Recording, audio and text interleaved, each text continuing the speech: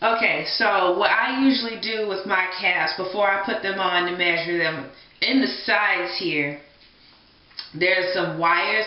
I already took them out, but these wires here are on the inside, and it bends so you can, have the sides sit down.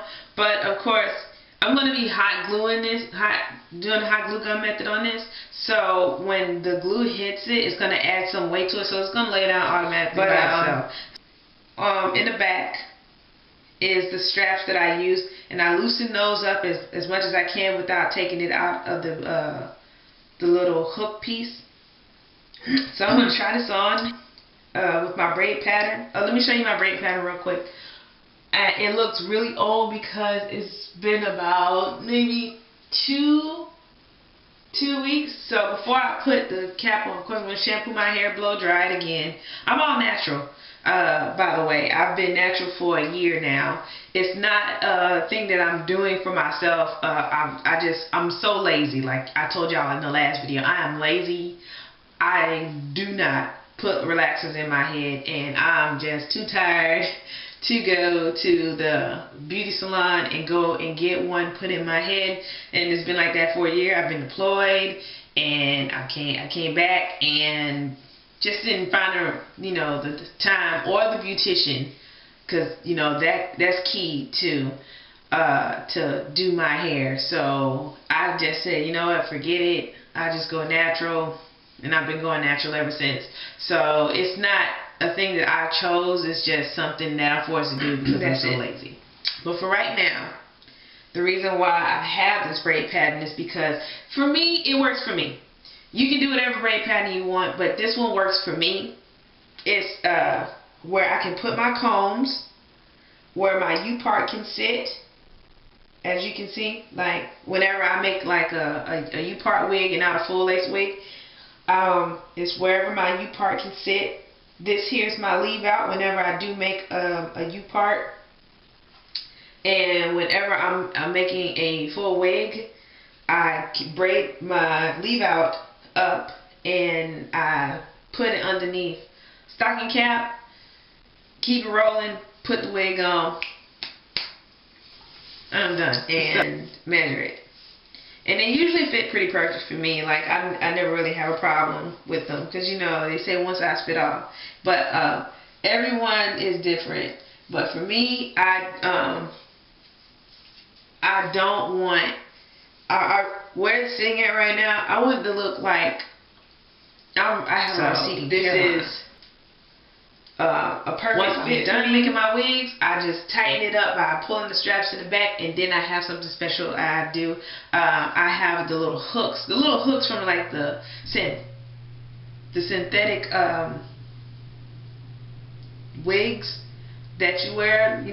I take those from my old ones and I clip them out and I sew them on to this part here, and I will show that later on in the video when I'm done making the hair. It's just to see if I need it. If I don't need it, I won't put it on there. If I do need it, I'll sew it on there, and I'll show you guys what that looks like. The hot glue gun method. It's already on YouTube, and plenty of videos to look it up on. That's my favorite method to do. I don't like sewing. I don't know how other people feel about that. 1, 2, I cannot find my curved needle, so obviously I have to buy another needle. One a little bit more sharp, because like I said, that one was a little bit dull, and I almost cut my finger a couple of times. So that's neither here nor there.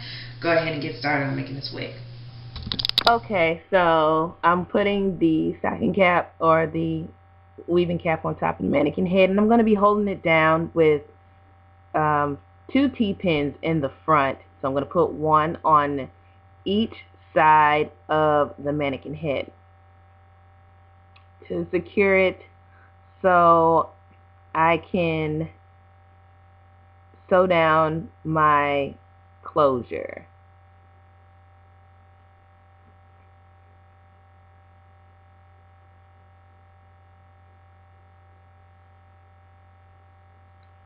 Next, I'm going to take my closure, and then I'm going to measure it and try and fit it on the best way possible so I can sew it on and it can be fitted pretty much.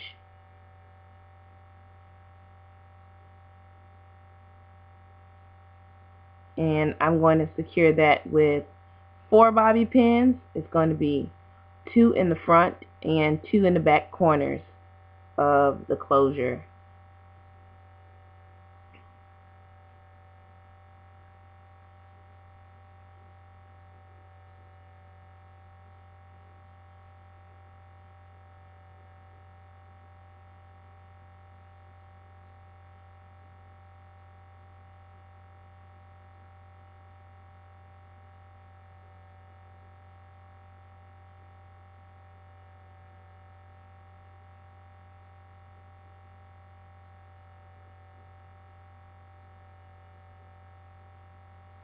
This closure was a little bit hard to work with, as you can see. I showed you in the previous video that the closure didn't have any extra lace. It was already like pre-cut, and it was really hard to try and find spaces for the T-pins to go in.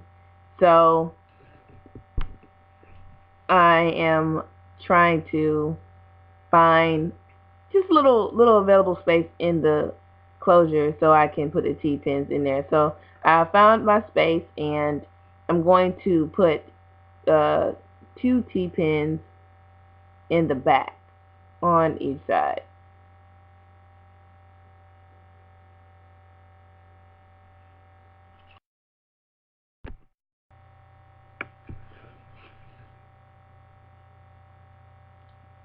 So I have my T-pins in now, and this is what it's going to look like once you put all the T-pins in. It should be secured on 4 corners of the closure.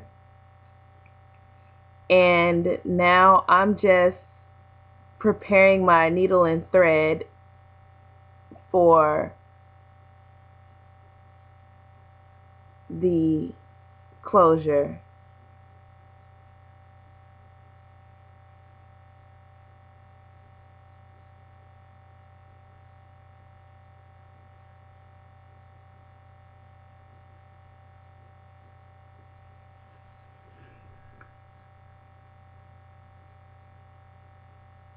So now you're going to take your needle and thread, and you're going to start from one end, in the corner by the first T-pin, of course, and you're going to push the needle through like I'm doing. Try not to poke yourself, because this could get really dangerous. If you like living on the dangerous side, and go ahead, but just be careful when working with a sharp needle. You're gonna pull it through, and what I like to do, I like to push mine through the loop to make sure that it is secure, and pretty much it's almost like double knotting, but it's really not. But I like to push it through the loop, and create a little knot at the beginning. That way I know it's secure, and just go on and continue through my closure.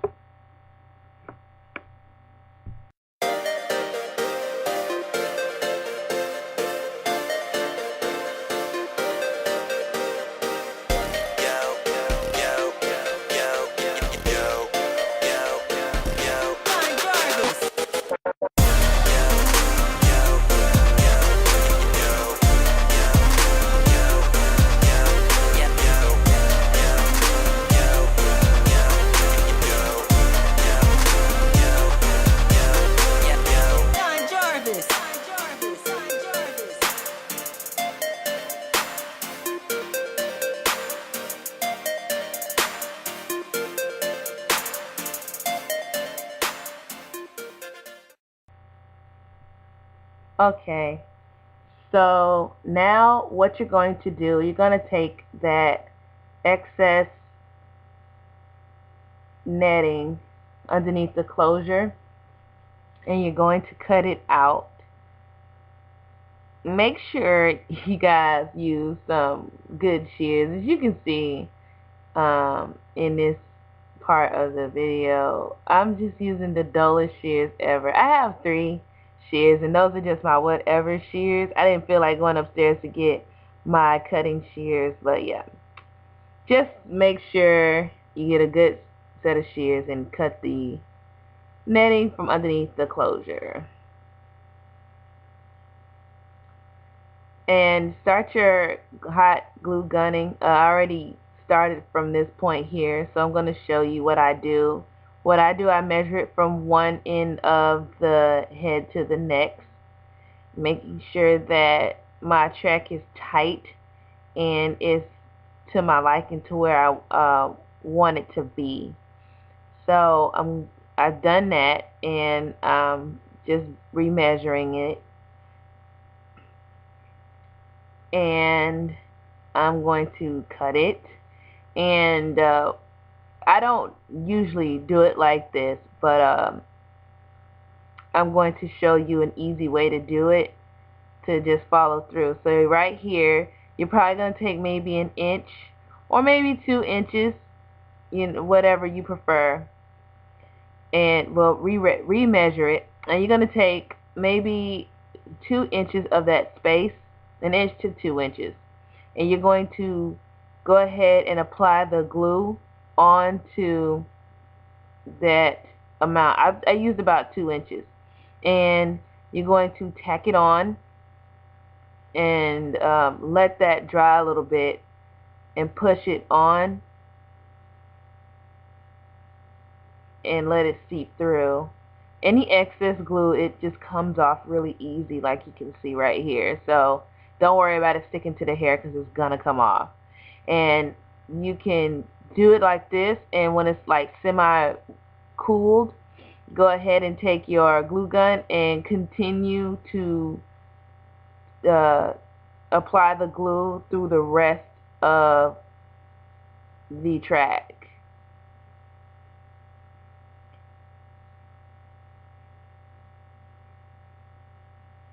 And then after that, just go ahead and push it on, and once again push it through the track, so you'll know it'll stick, and you know it'll be tacky, just like that. Easy.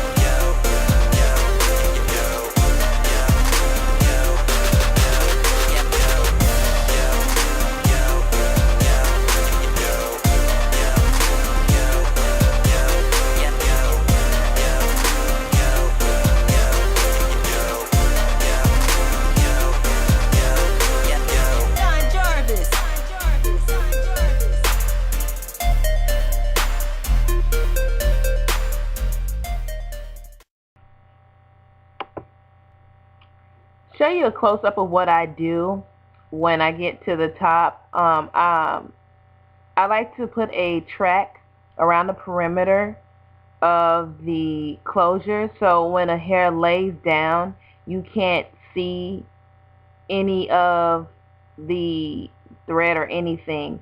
So I take my glue gun after I measure the perimeter, and I go ahead and glue the apply glue to the track so I can lay it underneath or in beside the closure. That way you cannot see the threading, and I'll just continue it from there.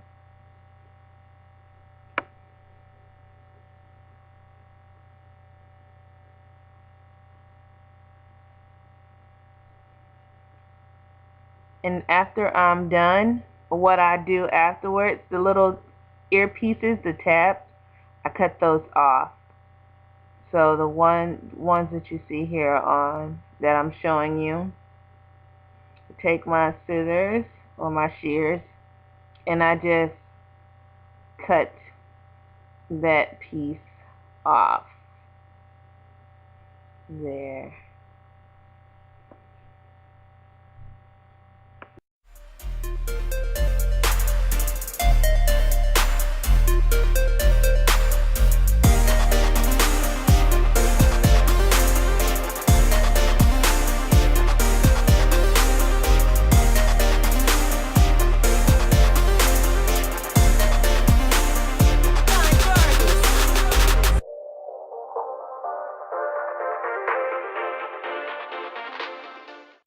Alright YouTube, I'm back, and this is the final product of the hair. I already put combs in it right here and right here. I did not do anything. I have not plucked my part yet because I don't know. It makes this natural like part right here. So, but I want a middle part. I want to actually finally see what I look like with the middle part. So yeah, I'm gonna fix that in the next video. Probably I might show y'all in the next video because I'm gonna curl this, recurl it, but this is its natural state, nothing done to it, no water, no mousse, anything. This is straight out the this is the pack. Modern Show Hair Brazilian Body Wave in a 20-inch, 18-inch, 16-inch, and a 14-inch close. Back up a little bit so you can see where a 20-inch falls on me. This is, I'm 5'3", and this is where the 20-inch falls on me. And the back.